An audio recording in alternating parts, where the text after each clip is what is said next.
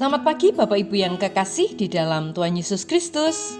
Pagi hari ini saya Eka Wayu Suryaningsih kembali menyapa dengan kebenaran firman Tuhan yang terdapat dalam Kisah Para Rasul pasal 2 ayat 11. Kisah Para Rasul pasal 2 ayat 11, demikian firman Tuhan.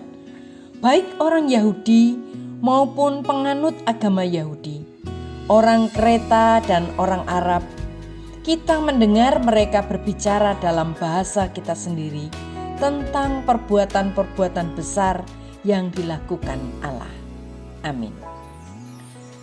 Salah satu peristiwa yang menarik pada zaman gereja mula-mula adalah peristiwa turunnya Roh Kudus yang memenuhi umat Allah di Yerusalem.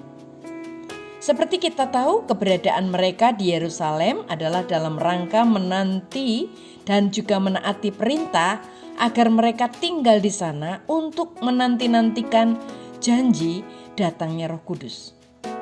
Akhirnya terjadilah sesuatu yang menggemparkan tepat pada hari Pentakosta itu, yaitu ketika para murid Kristus berada di loteng atas sebuah bangunan di Yerusalem. Kitab Lukas juga mencatat bahwa kerumunan orang yang mendengar suatu bunyi yang aneh itu merasa bingung karena para rasul Kristus itu berkata-kata dalam berbagai bahasa, mulai dari Parsia, Media hingga Arab dan Asia. Itu tertulis dalam ayat 8-11.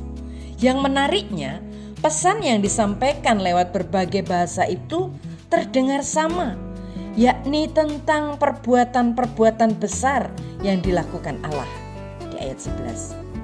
Berita yang memang dimaksudkan untuk dipahami oleh seluruh bangsa pada masa itu, bahwa benarlah Allah sedang berkarya dalam kehidupan para rasul, juga para murid yang berkumpul untuk menantikan hadirnya Roh Penolong itu.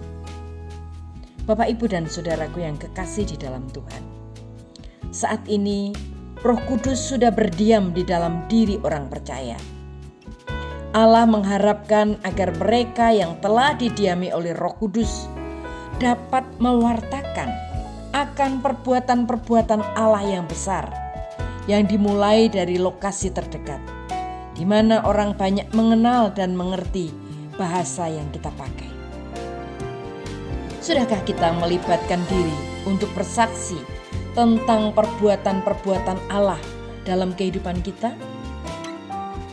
Jika belum, ini adalah waktu yang tepat untuk memulainya, supaya melalui kita Injil diberitakan dan nama Tuhan dipermuliakan.